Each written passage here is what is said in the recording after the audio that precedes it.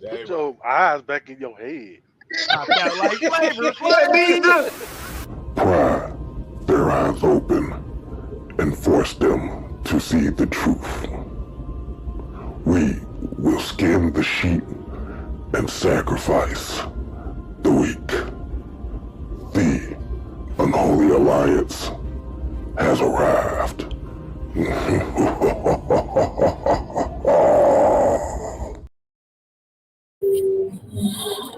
Hey, hey, hey, you don't wanna fuck with me. Still pay me DPG to the D-I-D-I. Hey, hey, you don't wanna fuck with me.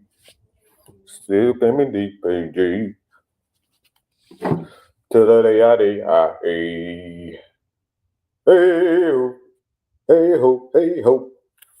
you don't wanna fuck with me. Still claiming DPG. Hey, what's going on, people? This is your boy, man Mike, coming at you guys with yet another Atlanta Falcons video. I told y'all, got something to say. If you don't know, well, now you know, nigga. Yeah, I got something to say. So what's going on, peeps? Yeah, got a few things that I want to talk about. I really do. I really do. I got a few things that I want to talk about.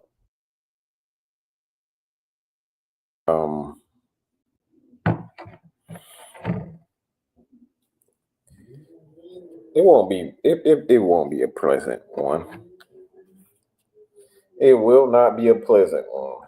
So this is a conversation. Might open it up, see what happens. Yeah, I might open it up. Hold on, let me see something. Yeah, I may open it up. I'll see. But you know what? That's exactly what I'll do. I'll open it up. I'll open it up. I'll throw it.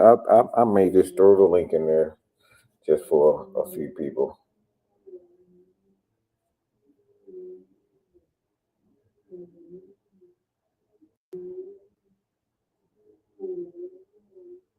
So, pardon me while I whip this out.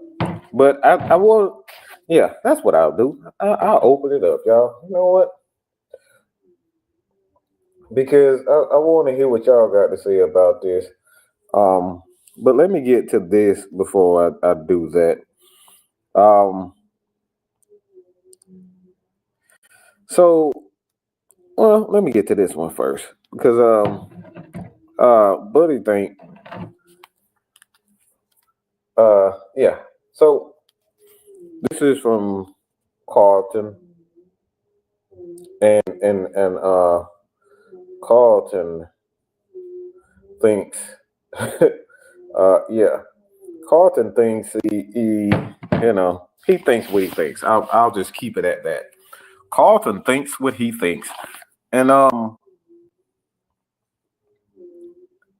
I want to read you something, and this was based off a video that I made about the Atlanta Falcons and the conversation that we had about the Atlanta Falcons draft picks. Quite a few people were talking about the Atlanta Falcons made the wrong decision to draft Bijan Robinson as well as Drake London because of what has happened and transpired with the Philadelphia Eagles and Jalen Carter. And this is one of those instances where I said time and time again, I think both teams, they failed out. They came out fairly well. So in this instance, this guy decided, he wanted to shine his put his 2 cents in there, and he pretty much stated that, everybody that I named in this video was skill players. See, this is why I openly call people stupid motherfuckers. Okay, I openly call them stupid motherfuckers because they don't take the time out to actually use their little thing that they call a brain.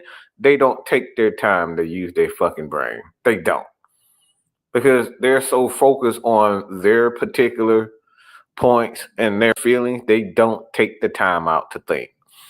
And he said, we're talking about skill players. Okay? Everyone that you named, Drake London, Bijan Robinson, the guys that we drafted were skill players. Well, those skill players won in the Pro Bowl, and arguably you could say that Drake London played up on a Pro Bowl level, but he's a very good receiver. And I don't think anybody that's an Atlanta Falcons fan that's going to say to themselves that the Atlanta Falcons made a bad choice or made the wrong choice to draft Drake London or Bijan Robinson. And they see in this particular, you see, I said, what's your point?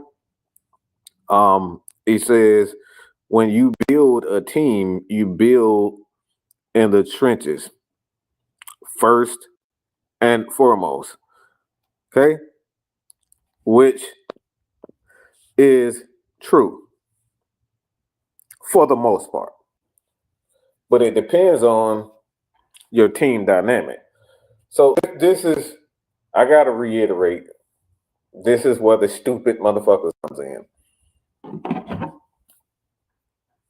Let me ask you guys something, ladies and gentlemen.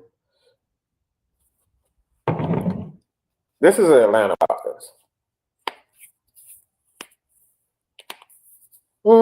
Yeah, the Atlanta Falcons. When the Atlanta Falcons began this journey, Matt Ryan is still the quarterback. 2021, 2020, and 2021. The Atlanta Falcons, when you look at this team, the Atlanta Falcons, we're just going to go back to 2020 and 2021. The Atlanta Falcons, for the most part, had a left tackle in Jake Matthews. Didn't have a consistent left guard. Okay, but for the most part, it was okay. And then you look at the center position, Drew Dahlman.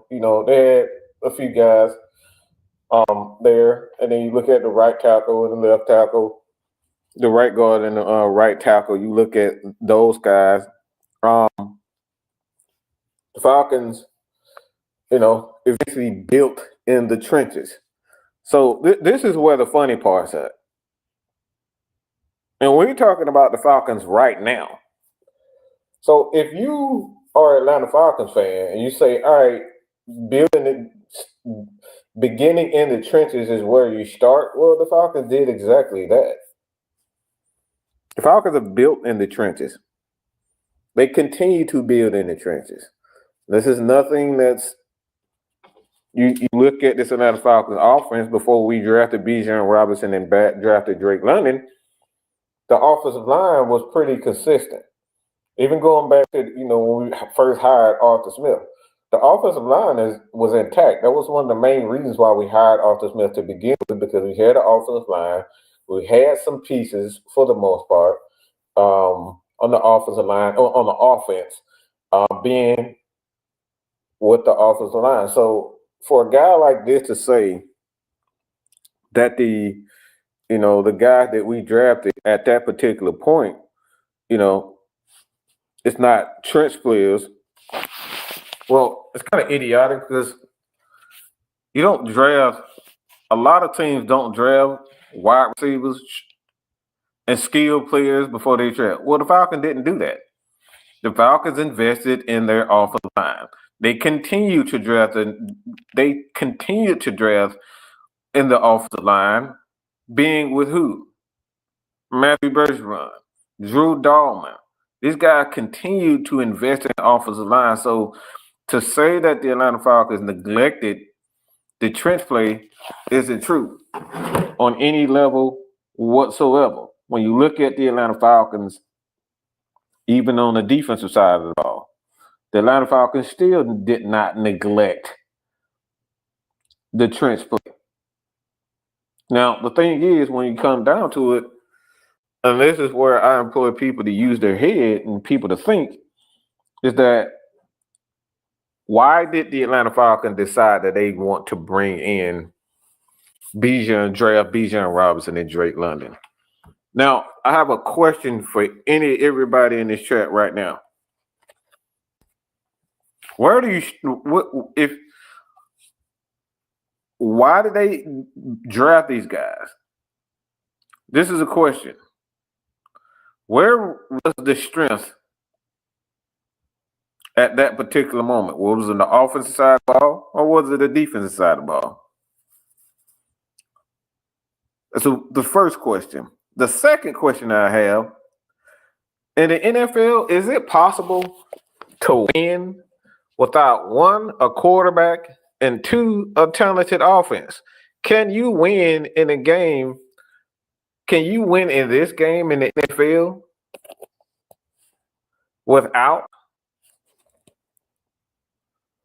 Can you win without a quarterback right now? Can you win without a talented offense? Can you win without wide receivers, running backs, offensive line? Can you win without weapons on the offensive side of the ball? Is it possible, especially where today's game is, where it's offensively dominated for the most part, the rules heavily favor, and I'm talking about heavily favor the offensive side of the ball. So is it possible to win games in the NFL without a quarterback, without a talented offense? That's one thing.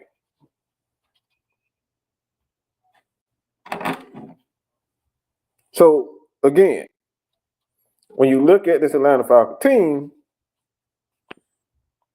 and where they began, well, the Atlanta Falcons started off on the good foot. They already had an offensive line. Defensively, it was still kind of trying to find an identity outside of Grady Jarrett. I think we all know that. It's a Grady Jarrett, and it was everybody else.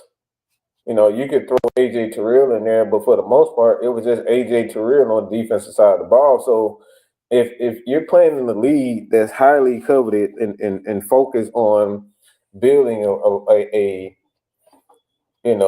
offensive juggernaut, and when you look at, for one, you just look at how the media continues to, how they, on who they promote, they're not promoting defensive guys like that. You got guys like Aaron Donald. When you see him on ESPN, they're not showing highlights of Aaron Donald, and he's one of the most dominant football players, defensive players to ever play the game. You don't see him on ESPN getting interviews. You don't see him being, getting highlights. You don't see that. You see, for the most part, it's about the quarterback. It's about scoring. It's about running. We saw it this year with Saquon Barkley. Saquon Barkley was the center of the universe this year, especially for the media. Derrick Henry, Lamar Jackson, these guys were the center of the universe. Even Sam Darnold for a certain amount of time, period of time, when you look at Sam Darnold and what he did this year, guess what? He was being promoted. So when you look at where the NFL is and how it's been constructed, offense, you have to have an offense. You got to have an offense, and even to compete. You got to have a quarterback to compete. You got to have a running back. You got to have an offensive line. You got to have receivers to be able to compete. This is just the league that we live in. You see a team like Cincinnati, for example. They had one of the best offenses in the league, put up a ton of numbers. and 5,000 yards passing. 5,000 yards passing when you look at them. And defensively, they weren't very good. Defensively, they weren't very good at all.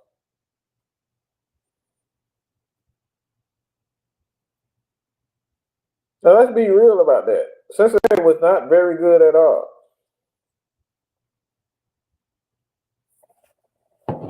They finished the year pretty strongly, but when you look at Cincinnati and how they built, the defense was pretty bad. Outside of Trey Hendrickson, can we really say that the Cincinnati Bengals deserve to be in the playoffs? Outside of they not playoffs, but do you really look at them and consider these guys to be, contending? They would have won 9 games? The Steelers, they were 1 game out behind the Steelers from having an opportunity to compete. Southside, what's going on? Jay Black, what's going on? So when you look at these guys and you see the Cincinnati Bengals and how they constructed, like they barely have defense and they still put up damn good numbers.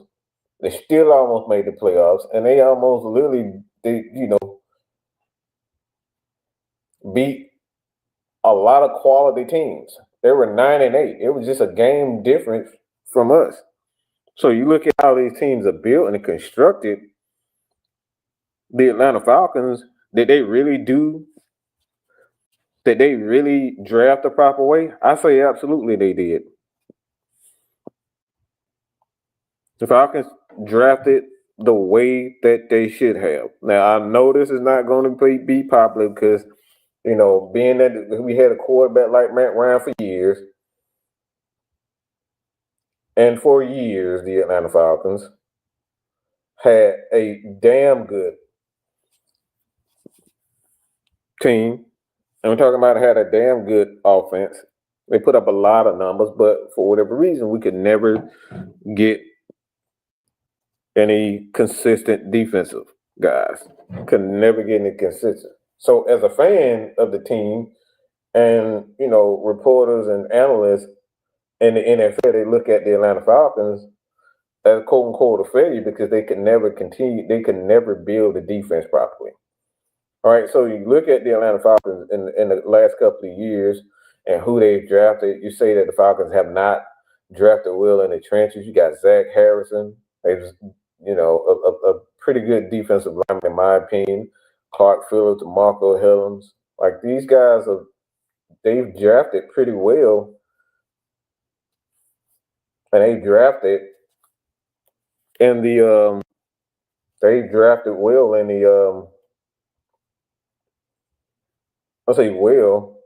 they drafted guys in the trenches. Okay, and then you got 2024, you got Ruka Rivero, Braylon Trice, Brandon Dorley, a linebacker, J.D. Bertrand, and then you got Zion Logue.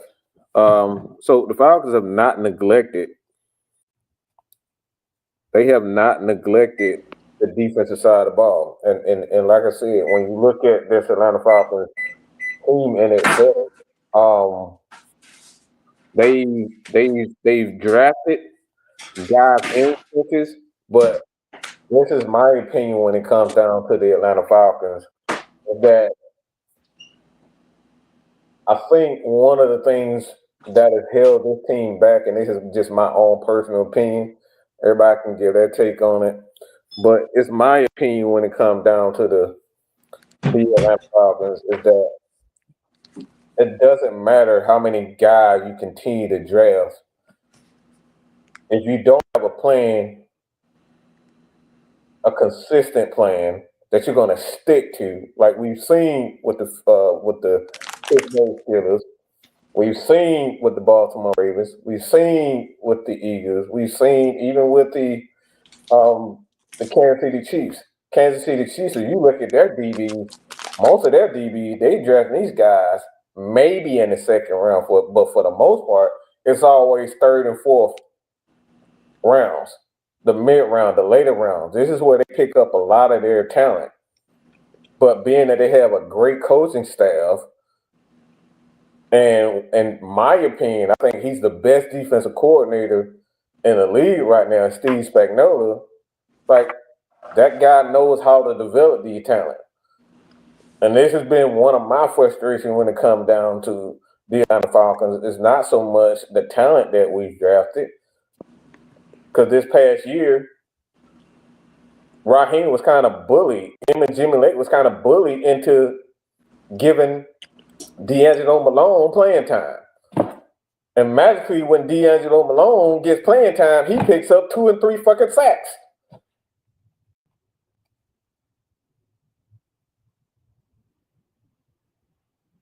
So for me, the incompetence from this Atlanta Falcons coaching staff has been a major issue. This year, this past season, has been a major concern and a major issue. As guess what, y'all? I told you I might have somebody on here. Y'all probably didn't expect that, but can you tell the people who you are, sir? I think my name's Smith. I ain't sure. Oh, goddamn. Oh, Smitty. Yeah, everybody, a lot of people call me Smooth, but I stick with Smitty this time. Smitty? Okay, Smooth Smitty. Okay, Smooth Smitty in the house, y'all. Smitty, man, I gotta get I gotta get your take on this, because the real reason why I brought you in today, man, is to get your take on this particular guy. Now, I know you've been pretty vocal about what's happened to the Atlanta Falcons this past season, but there's some new. There's something interesting that happened today. And we know what happened with Kirk Cousins. I put up a video on Twitter, and D-Led ultimately asked him a few months ago about his injuries and whether or not he was injured. And Kirk said with a straight face, "No, I wasn't hurt." Oh yeah, I've been talking about this for a minute, man. Yeah, he got to get himself together, man. Honestly, like I said, I wouldn't want it for a teammate if he can sit up and tell a lie like that. But what hurts the most is I'm one of the guys, and you was a witness to it, that I feel like he could have came in and helped his team. I said it about 2 years ago. I could see them trade for him at the deadline.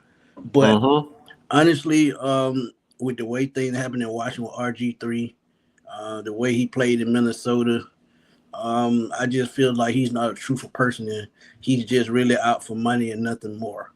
I think his agent has trained him well on how to deal with the media, but at the end of the day, how can you call yourself an NFL player and a quarterback, and you're, the main focus of the team? Because we all know without a quarterback, team can't function. And we saw it down the stretch when that injury occurred, that 4-week stretch where we lost 4 straight games. He looked like a shell of himself the first 9 games. So we all knew he was injured, especially in the Los Angeles Chargers game. This dude was throwing the ball like a 5-year-old fresh out the preschool. So what they're going to have to do now, man, they're going to have to find a way to trade him. I don't even care if they get a 7th-round pick 2-3 years down the road. You got to get off of him, because this is a cancer to the locker room, and honestly, wherever he goes, it's going to be a cancer anyway. Because, like I said, man, if you can't trust him, how can you trust him to be a quarterback of your team and lead your team? It's just crazy. And the way he did D-Led, it pissed me off, because D-Led is a legend in Atlanta. And he sicked his security guard on the guy about 2 weeks ago during the Super Bowl, and I didn't like it. Oh, wow. So I missed that one. Yeah, when he asked him about the injury, asked what he ready to talk about it. He went you know what? I remember that. Okay, yeah, he I went do off remember somewhere that. in the cut, switched T-shirts, whatever he did. So I guess nobody would know who he was. But when you disrespect ATL journal legends, that lets me know you don't care about nothing but yourself. And remember when he got here, what did he do? He told on everybody. Guess what happened when he ready to leave? He tells on somebody. So this guy just is a truthful man, and I just think he's a asshole. If you want me to keep it honest with you. Yeah, and that's the thing. Me, it's like I try to give the guy the benefit of the doubt because look, man, I'm a man of faith, and I always say it's like, look, give if the guy says one thing, I try to take his word for it. Just on the notion of him saying that he's a man of faith, but when it all comes down to it, you can say you're a man of faith and you're a Christian, you do all this type, you're a Muslim, all this type of stuff, whatever your religion or whatever it is, whatever your spirituality is, I try to respect that and look for the good out of you. But as you say, words don't mean shit. It's about your actions. And this dude, from the very beginning, him coming in, bro, like him coming in from the very beginning, this dude has just been absolute crap. Look, from the point that he came in with the Atlanta Falcons, okay, he came in with the Atlanta Falcons, and we got docked a 5th round pick. We got docked a 5th round pick from him. And not only that, you snitched on the damn trainer. You snitched on the team. You snitched on the trainer. You snitched on the team. You came at a press conference and ran your damn mouth. And then now we're sitting right here. Raheem went to bat for you over and over and over again. He's our guy. He's the main reason why we in this position. He went to bat for you over and over and over again, only for you to turn around because the Atlanta Falcons drafted Michael Penix, and that's a whole nother story. Because they drafted Michael Penix, you get in your feelings, you get injured, you lie about you being injured. Raheem said time and time again, hey, he's healthy. Our trainer said he was cool. And then after the season, you go from, nah, I'm good, to, nah, I was playing hurt. So, bro, this dude, he's just a piece of absolute shit, if you ask me. Hey, I'm right there with you. Let's keep it real, though, Mike. You got to blame the doctors, too. Because at the end of the day, if they examining everybody like they're supposed to, they would have picked off that he was injured, and he probably wouldn't even hit the field no more. And see, his problem was he knew if he didn't play a certain amount of snaps, he was going to lose money. And I still think he lost about $10 million because he didn't, meet certain requirements in his incentives. But why would you put yourself before the team? That's just not an NFL player. That's not a quarterback. And honestly, like I've been saying, man, the Falcons got to reevaluate a lot, from the front office to the training room to the scouting people, the scouting department. They just got to, they got to upgrade. And I said on my buddy's show the other night, when they get a foundation in place and a blueprint in place, that's when you'll see this team and this franchise turn around as a whole. I got a question for you, just based on you saying that. Now, I always said I don't know what. Me and K-Styles been saying that for quite some time now, that we don't know what the identity of the defensive part of the team. And for me, this is why I look at Raheem just like I just think he's a fucking idiot. Like, you've been in the league there 20 years and you still don't have a fucking identity defensively. We don't know what this team is. What are you? Are you gonna be a defensive back-led team, linebacker, defensive line? Like, I don't see anything happening with this team. The only thing that I see is Jesse Bates and AJ Terrell being consistent every game. You can throw Grady Jarrett in there, but he is a shell of himself because of the injuries, and he's he's 30 years old. He hit that 30 mark, so it naturally, life is just going to get to you. So for me, the question I have for you is, what the hell is this Falcons identity? Honestly, I'm gonna keep it real with you. From the time I've been watching the Falcons since 1989, their identity always been on the offensive side of the ball. They just now really switch things up on offense. They finally get a quarterback, a strong arm quarterback, because we had Brett Favre back in '91. We drafted him, but you rather stick with Chris Miller. I don't know why the hell you did that. But I see people talking about the Bijan pick and what we should have done. Bijan is a once in a lifetime talent. It was time for a change of pace at running back. Ever since I've been watching the Falcons, they've always had power backs. Warrick Dunn, Freeman, and Tevin Coleman are really the only three running backs that I can remember that were change of pace guys, home run hitters. But when you look at this as a whole, this defense as a whole, like you said, I feel like the strength of this team, it has been for a while, has always been the defensive backs. Even when we had John Abraham, the defensive back stole the show. So now it's time to put an identity into this front seven. And to do that, you have to move on from fan favorites. You have to get guys in that fit the system. And hopefully Jeff Ulbrich brings a couple of guys that he's coached with the Jets. Jamie Sherwood is one. DJ Reed is another one. So now it's time to just get playmakers on this defense. And at the end of the day, that's what it's about, making plays. And they haven't had a guy in the front seven to make plays in God knows how long. So, the identity of this defense has been the defensive backs, and it's going to be that until they change it. And like you said, Raheem Morris been in the league as a coach 20-plus years. So now it's time for you to step up as a coach and decide what you want to do. I think one of the dumbest moves that they could have made was probably not promoting Jerry Gray to defensive coordinator. You talk about a guy. You talk about a guy who has skin in the game for a long time. Bills teams of the early 2000s, even with the Packers a couple of years ago. So they just doing things ass backwards. And Terry Fontenot, like I said the other night, he better make a move, bust a move, or pull off a trade that's going to be a game changer. Because if he don't, he'll be looking for a new job next year. I wholeheartedly agree because it's my opinion that they've already chosen Raheem to be that guy and provide stability for the organization. And I'm talking about the organization because the thing is, you don't want to get into firing head coaches. Now, it is my belief, my personal opinion, that he should be fired just based on how he conducted himself as a coach this year.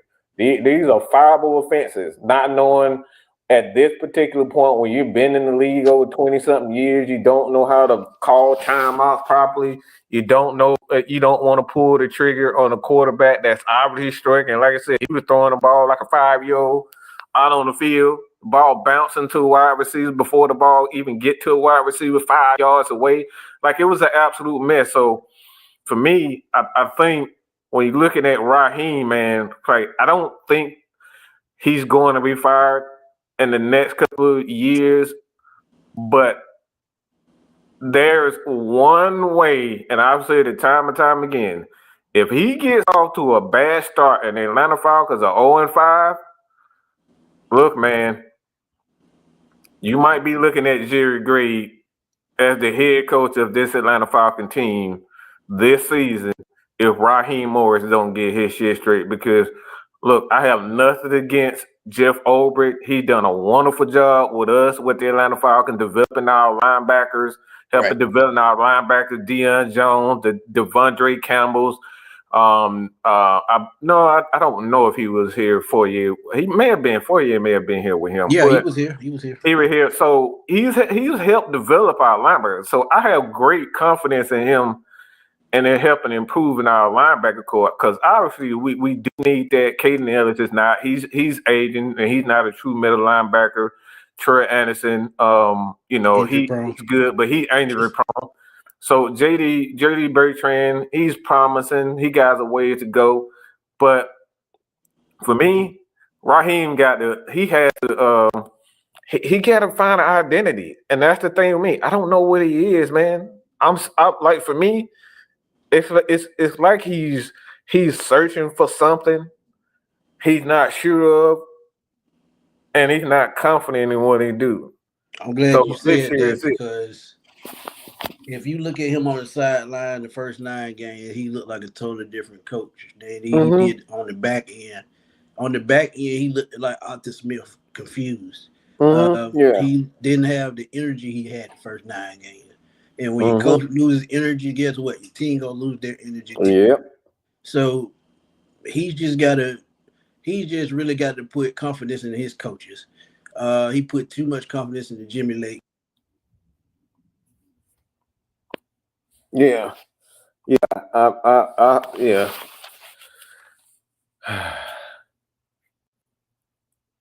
And that's another thing too when it comes down to when I don't know, you went out there for a second, Smitty, but he got way too. I think the thing is too, like, for me, and this is my opinion on, and I've said this about Raheem, he brings in guys that he can kind of help. That can pretty much, he can run over. He doesn't want guys, and most coaches are like that. Most coaches aren't confident that they can. Most coaches in the league, they want guys that they can run over, and they can, and these guys are not gonna kind of go back and forth with them as far as the philosophy is concerned. They don't want guys that's gonna talk or try to give them ideas, or they're gonna go and fight these guys tooth and nail. Like, I don't. That's what Raheem, he gets me, and that's one of the things when you look at the guys that he brought in. He brought in a lot of younger guys, and like I said, I don't have a problem with bringing in a lot of younger guys. But the thing is, it's just like, all right, we need some vets, and I'm glad you said that, because this is something that even Dunn, he stated.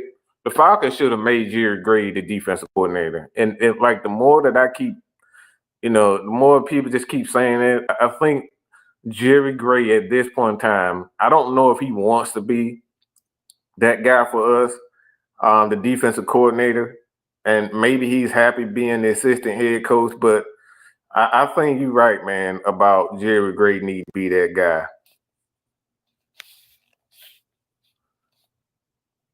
Okay, we got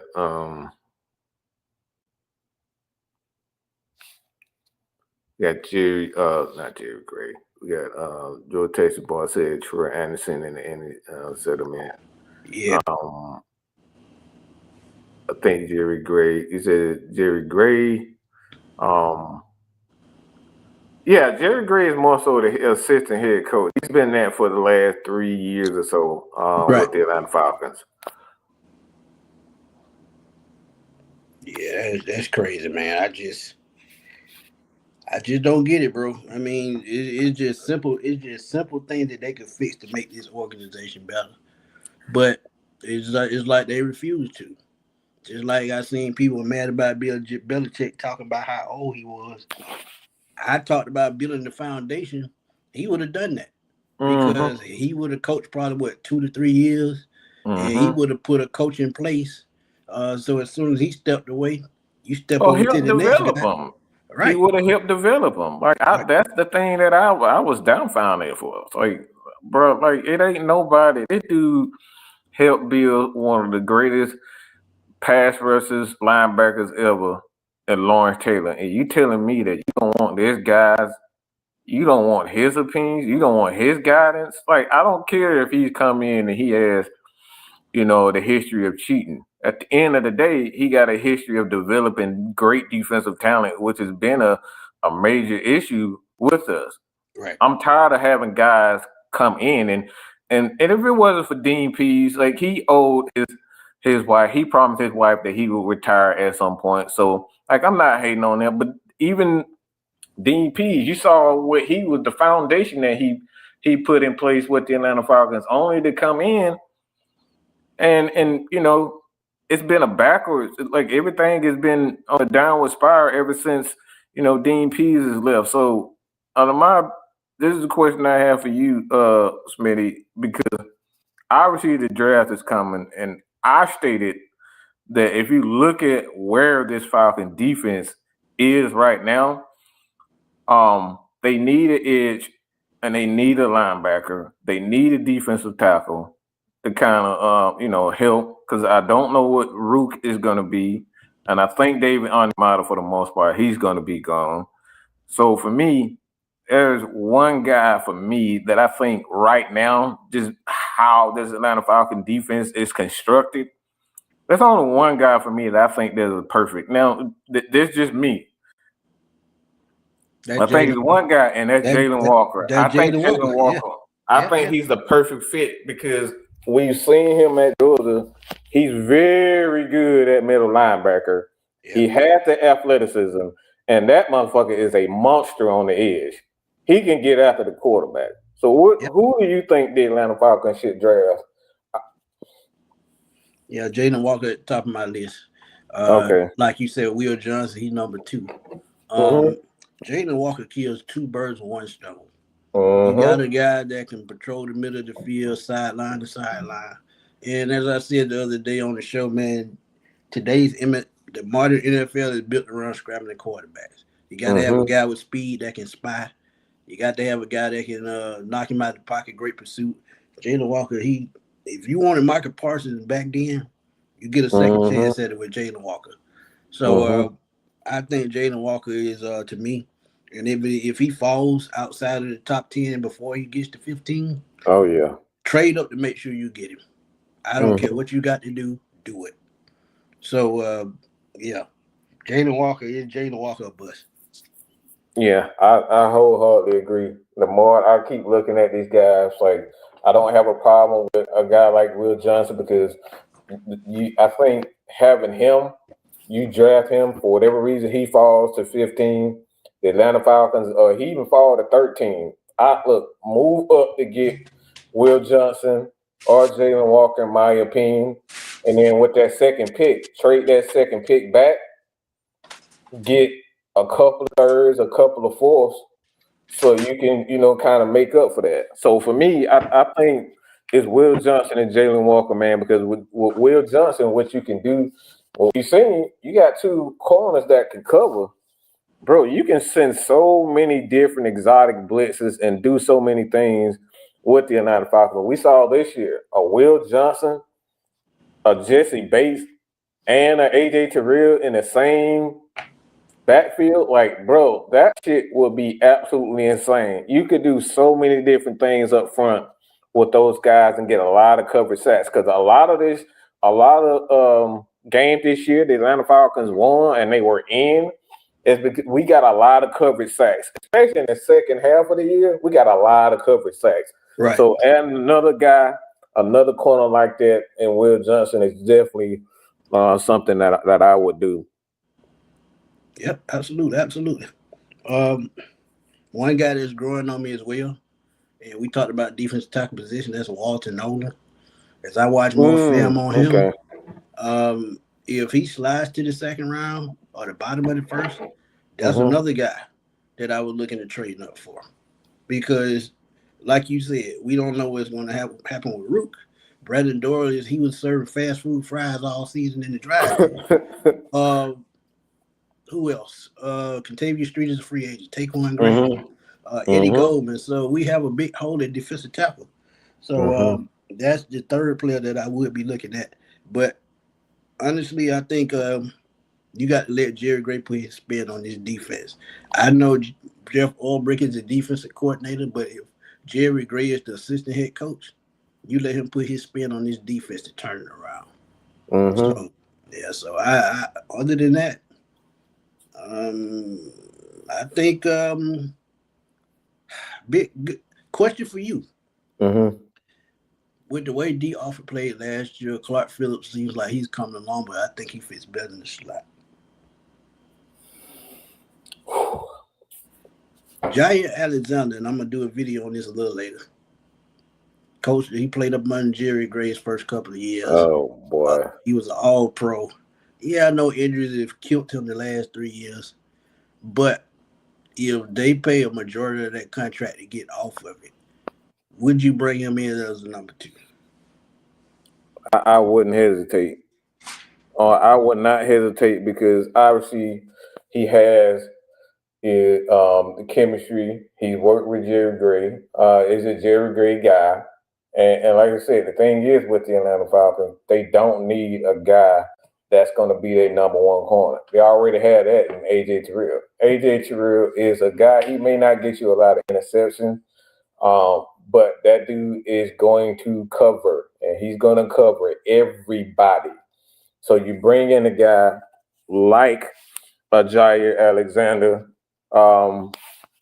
He's a little bit more of a ball hawk than A.J. Terrell is, so he'll be able to take more chances. And I think with his injuries and whatnot, he's not. You can put him on a second and third best receiver, and I think Jair eat those guys up on second and third receiver.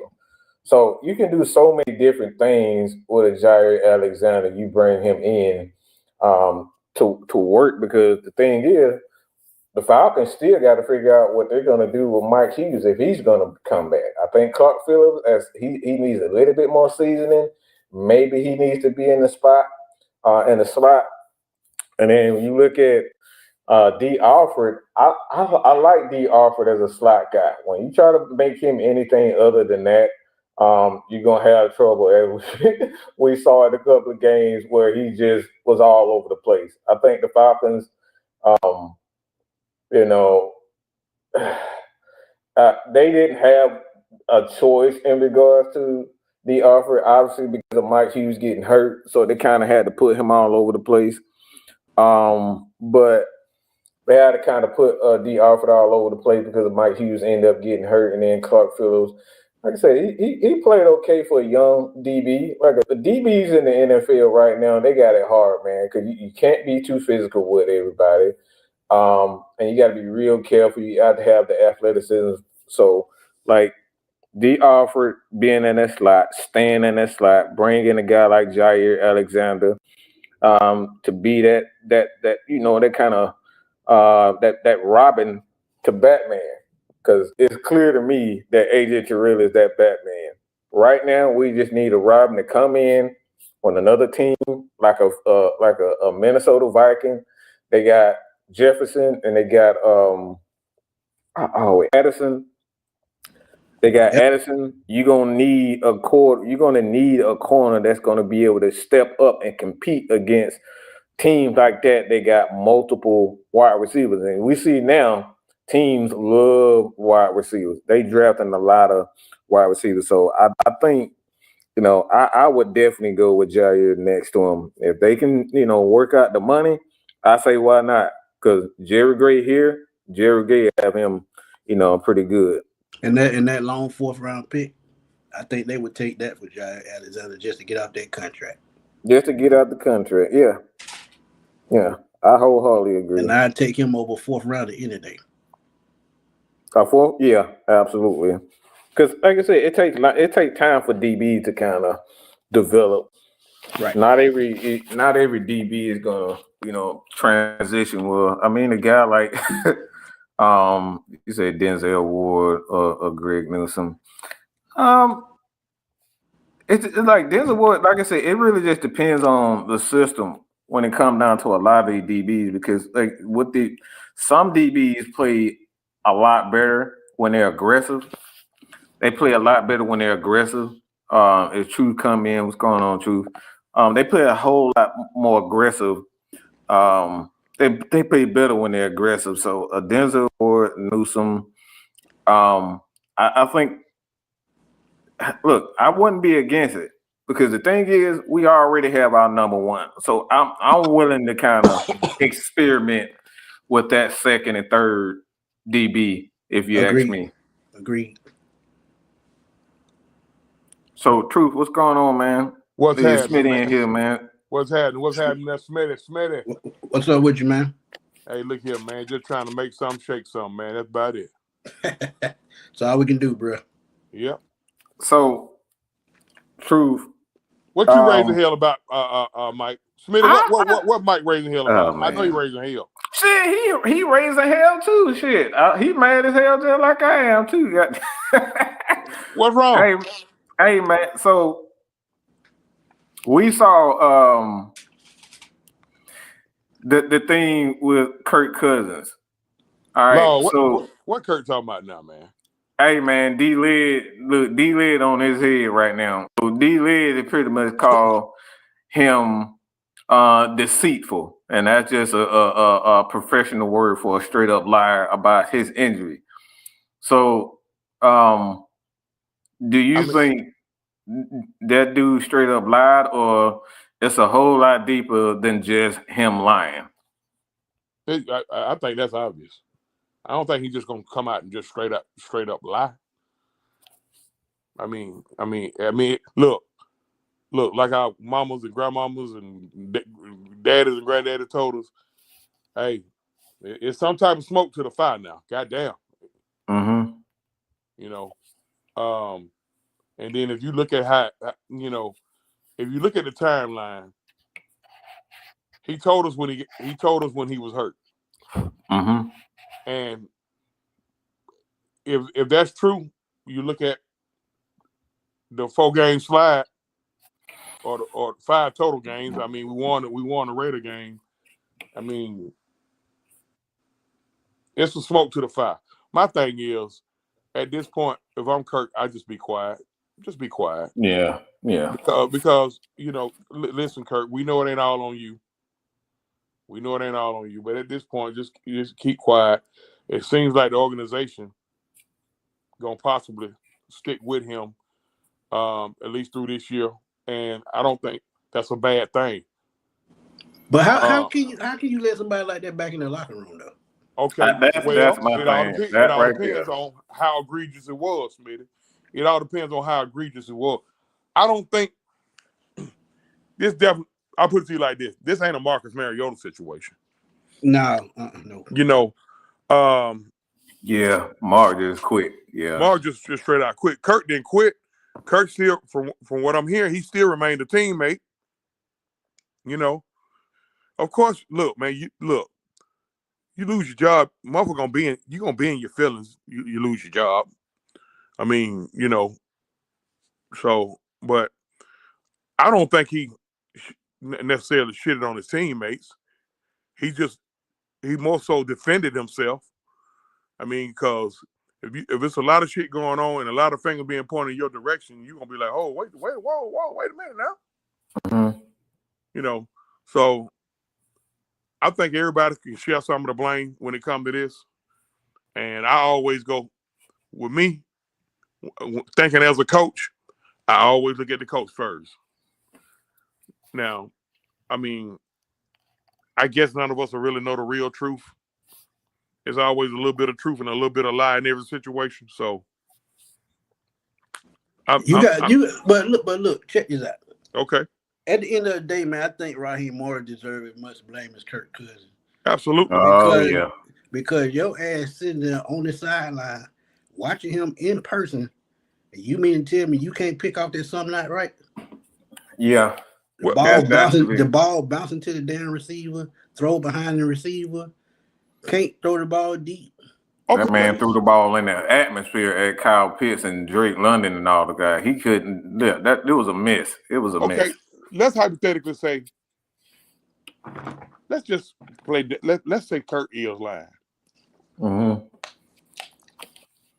You still sit there and watch him play like shit. Yeah. Mm-hmm. So you gonna sit there and watch him play like shit. You gave him it while he was playing like shit. You gave him a vote of confidence. Mm-hmm.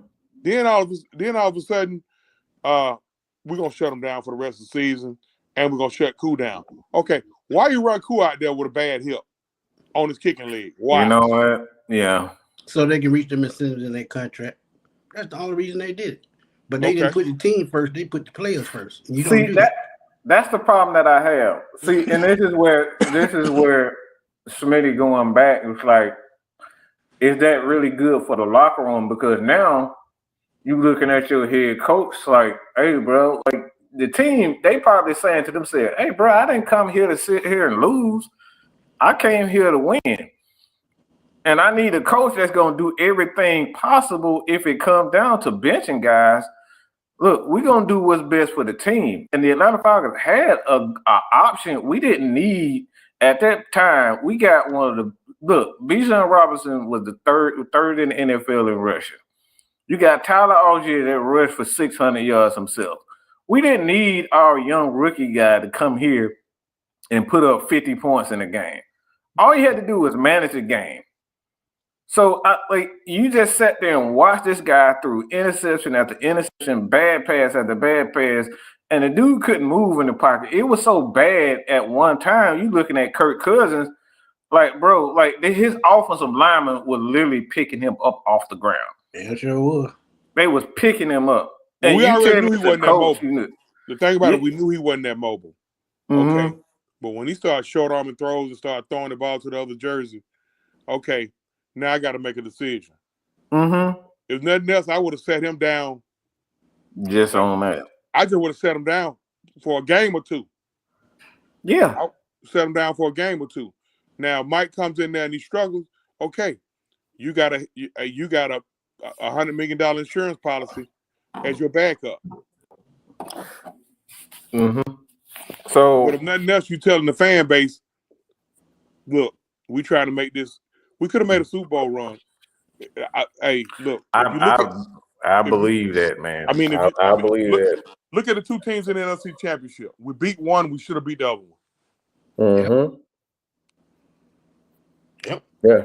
And not only that, the reason why what pissed me off the most about Kirk Cousins is he knew from being in Washington replacing RG3, he knew what it meant to bow out when you needed to, because RG3 wouldn't quit either. But when RG3 got pulled, Kirk Cousins came in, got that job, and didn't give it up. And see, that's probably what was flashing in the back of his mind. Yeah. Well, I know. I did this to RG3. Hell, it's about to happen to me. So, deja vu. Oh, goddamn. Right. I didn't think of it like that. That's deja vu. The thing about it is, my issue with Kirk is, bro, you supposed to say something for now. You know what? Yeah. Don't wait till the heat get on you and be like, oh, but now I was hurt. Now it's gonna make it look like you're lying, even if you're not lying. You know how your mom used to tell you, motherfucker, you done lied so much, so now you're telling the truth. I don't believe you. Yeah. And nigga done cried wolf way too many times. So I was talking to K Styles a minute ago, and because Smith, I ain't good when it come out that contract and salary cap and all that. I'm dumb as a bag of rocks. I don't know. I always refer to Mike them and K Style them because I don't know. But to my understanding, we got to pay him $27 million this year anyway. Correct? Either way, yeah. Either way. Okay, so a lot of people don't want to pay the extra $10 million to him, but guess what? If you cut him and you still got to pay the 25 to 27 million, that's a dead cap. They're gonna be 40 million either way. To get a serviceable backup, what is it gonna cost? Somewhere like what we paid Taylor Heineke, right? Somewhere in there, depending on his. So basically, go ahead. You still gonna be paying the same thing. Why not just keep him here for one more year? It goes back to what I mean. I made a video on that. I don't know if I put it out, but I made a video on this. Jew actually made a video on it. And the thing is, Smitty talked about it earlier in the show. It's like, my thing is like, is this really good for the locker room? Because now players like him, they may not have the morals that they may not have the morals that Kirk does to kind of like, all right, sit back and be a good teammate. Bro, we done seen so many wide receivers, seen so many players like, look, bro, I'm not here to be no backup. So you think it's a good idea to keep Kirk there when he's already shown that he's willing to do what's best for him. Kirk did what's best for him. Don't make no mistake about it. All Kirk had to do was shut up and not say nothing about this issue, and we not even talking about this. So do you think it's a good idea to keep a guy that's there to kind of, because if Kirk end up saying something during the end of the season and we going through a rough patch, he end up going to the media saying something, how you think this going to affect? And that's the thing that I don't know. I don't know if Kirk going to sit back and not say nothing. That's my thing. That's my fear, is that he's going to look. When the team ain't playing well and Mike Penix ain't playing well, or the team is playing well, and he's just going to sit back and not do nothing, I don't trust him, man. And that's just me. I don't trust him to not say anything. I think he's going to open his mouth and he's going to say something in the media, and it could quite possibly hurt our chemistry with the team. And not only that, y'all got to understand, too, Kirk preparing for life after football. This is why he want these headlines. So as soon as he retires, he goes to Fox or CBS or wherever he going to go, ESPN. Yeah. First thing they're going to ask, well, what happened in Atlanta last year? He goes into that becomes a topic for about 2-3 weeks until he builds up his momentum, and then it just all goes away. But go ahead. I think this is his last stop here. It should be. I mean, he came here for a reason. Yeah. Who he sleep next to? You know, so you know, his wife. He got outplayed by Sam Darnold. Think about that. Did he? Did he get outplayed? Man, yeah, he really did. Sam Darnold played better than him. Yeah, I hate to even say that. Good God. You talking about this past season or after he got hurt? Yeah, this season. Sam Darnold had a hell of a season. He had one hell of a year, and they talking about him getting a pretty good contract himself. So yeah. And Minnesota didn't want his ass. I know when he went down. When he went down, he was leading the NFL in passing yards by a mile. Yeah, but that's deceptive because how many of those garbage time yards? Yeah, I don't do garbage time yards. Really I'm gonna tell you why I don't do garbage time yards.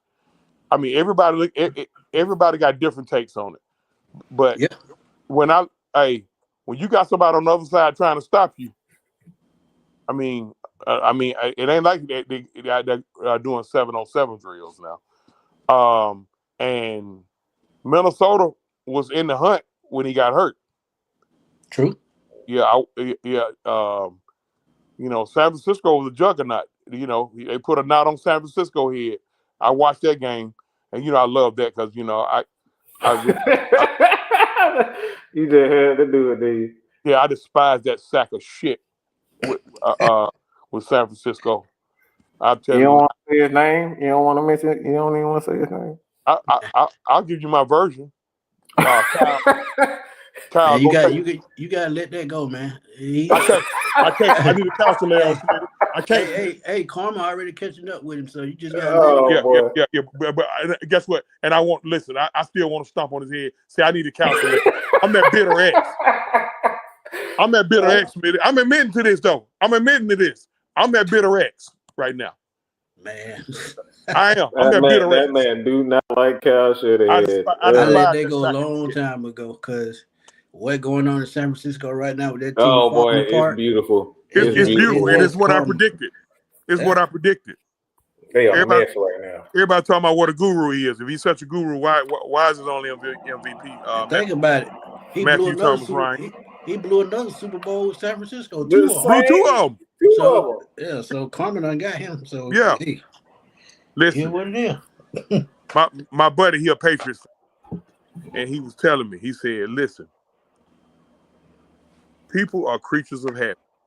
He said, if Kyle Shanahan is the piece of shit that you say he is, it's gonna show in Frisco, bro. I'm like, man, fuck him. He said, man, just relax. Now this coming from a Patriots fan. And guess what? Lo and behold, hey, if he that guy, what a lot of people think he is, why is his only MVP Matt Ryan? Mm-hmm. Because I can give you a laundry list of quarterbacks he done touched, whether he was a passing game coordinator, or a quarterback coach, or offensive coordinator, or a head coach. Anybody that can't run the goddamn football after somebody just broke for 50 yards and then don't run it right back to back, that lets you know something up there just ain't right. His elevator don't go to the top. Matt Sharp. When Kyle left, he became Matt Pick Six Sharp. Pretty much. RG3 right now is an analyst for ESPN. Johnny Manziel. Jimmy G. No, hold on. Before I get to him, Johnny Manziel. Johnny Manziel. Daddy done disowned him, and he couldn't even be a third string quarterback. He can't even be a third string quarterback for the Canadian Football League. Yeah. All right. Jimmy G. Where's Jimmy G? I don't know. Oh, by the way, didn't they give up draft capital for Trey Lance? Trey Lance, where's he? Yeah. Finna get out of Dallas. Now I'm hearing Frisco fans starting to blame Brock Purdy. Wait a minute now. Wait a minute now. How many quarterbacks we gonna blame? But he's a guru. He's a guru. Yeah, I don't think they should pay him no $50-60 million for Brock Purdy. You know, he should get Baker Mayfield, Sam Darnold money.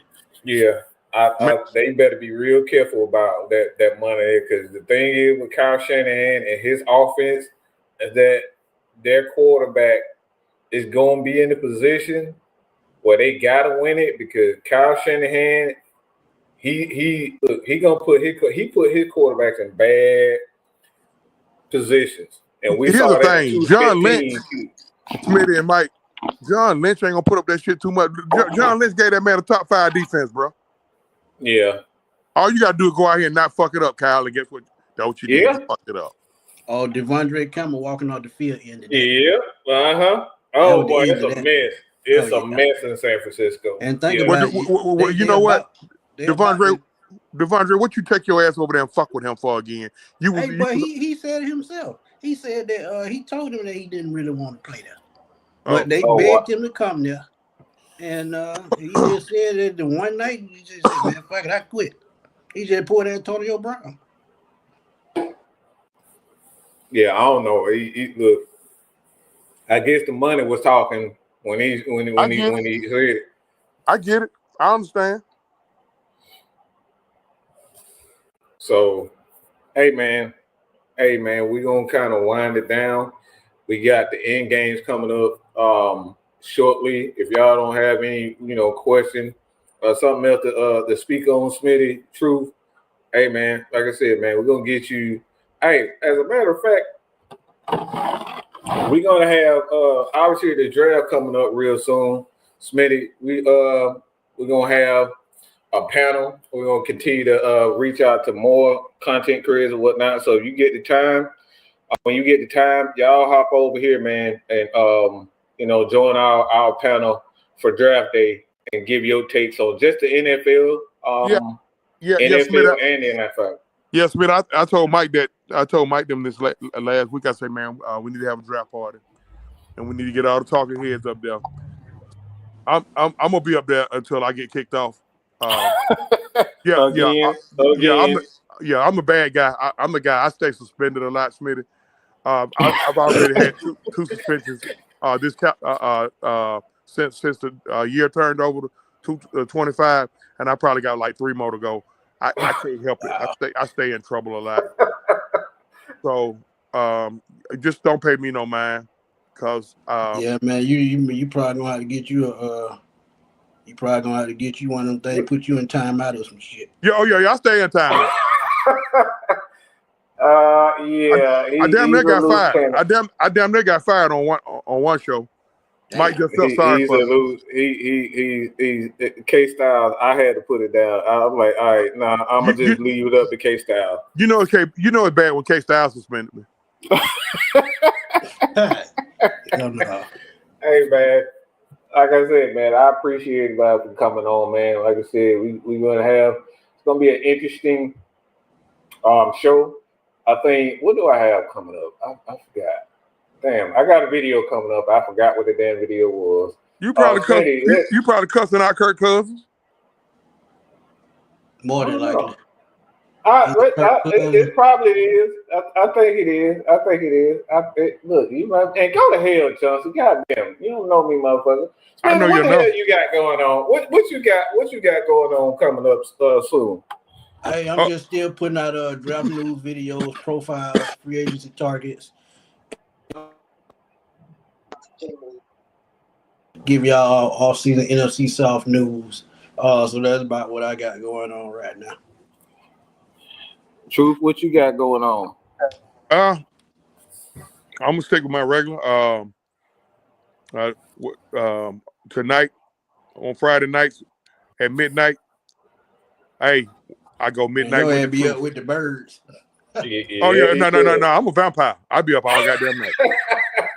They not lying, boy. I'll be up all night. Midnight with the truth. Tonight, we kind of venture off. I go into the world of entertainment or whatever. Tonight we're gonna talk about the passing of notorious B.I.G. mom, Valletta Wallace, R.I.P. Valletta Wallace. She, I don't know exactly what was wrong. She was in hospice. She passed away last week, and I'm gonna talk about that East Coast, West Coast little situation that was going on. Till I got a little knowledge on that, just a little. I don't know it all. I just know enough. And hey, true. We that old too, so we know. Yeah. And this bizarre situation that went on with Gene Hackman, his wife, and the dog. Oh man. Yeah. Look, it was four mammals in that house, and only one of them lived. It was the other dog. So the other dog, I guess he's being questioned right now. But okay, I don't want to get suspended. Don't suspend me. Yeah, man, we can't have Peter on our ass. We can't be having that because you know. Well, damn Peter. Damn Peter. They kiss my ass with their tongue out. I'm gonna tell you why. Listen, you got no, not the tongue. No, we gotta keep it PG. Okay, we're gonna keep PG. We gotta keep it PG, man. All right. They don't be out there on them lakes. When motherfuckers be fishing. Motherfucker come back with 40 pounds of goddamn fish. Yeah, no. True. Peter don't say nothing to them. True. We gotta save it. We gotta save it. Don't say nothing to people be shooting them ducks and quails and shit. Yeah. Yeah. What about not quails? What about deer hunting season? Y'all be out there doing. Y'all make me want to go goddamn fishing now. Shit, I might go to the damn lake. Yeah, when the vice president shoots somebody in the ass, it ain't no problem. Oh no. Wow. Oh, Dick Cheney. Oh wow, I forgot about that. Damn, boy. But no, every Saturday that we don't have a pay-per-view, this weekend we do have a pay-per-view. We do the exclusive World of Wrestling.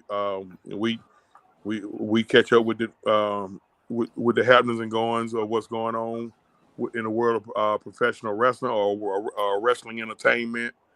And we gonna pick up the Braves, and we already do Hawk Talk. So just trying to expand it a little bit.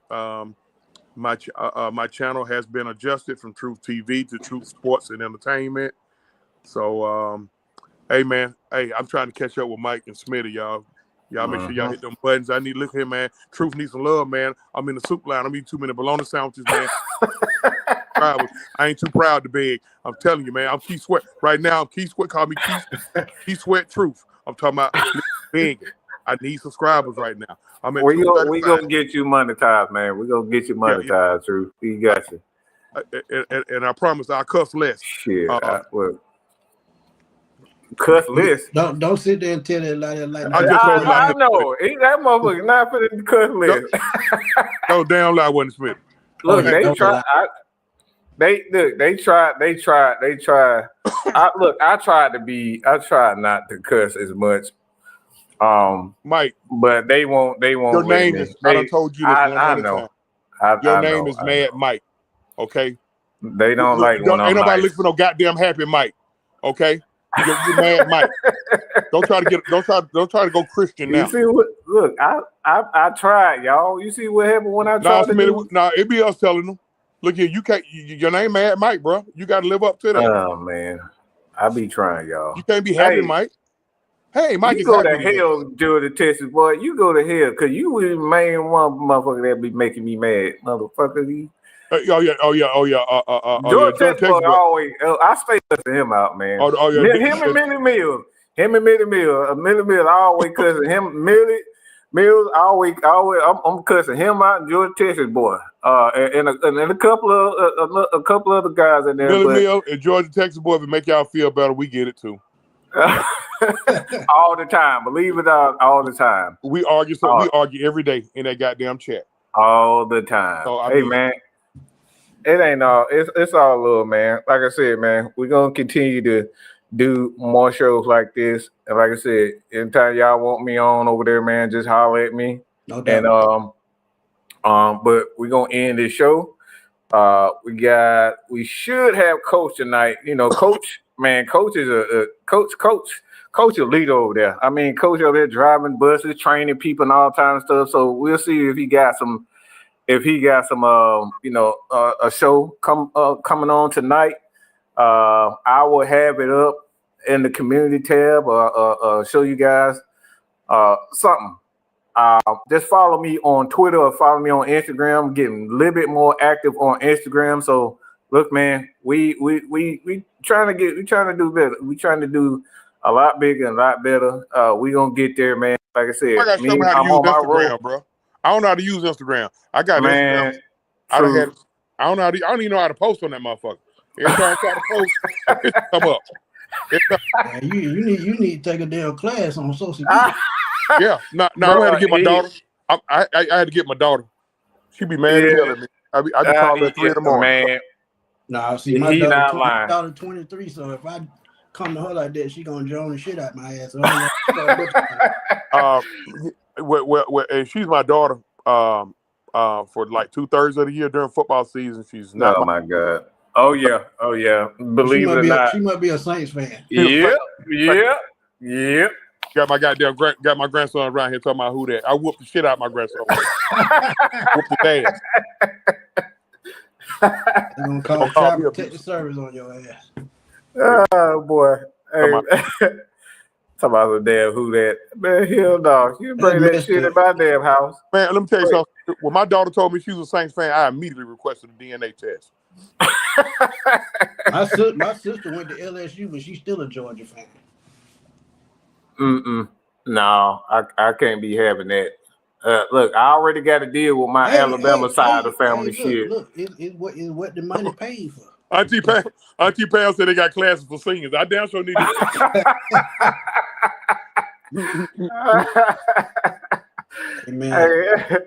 Hey man, get you one of them books, Instagram for Dummies.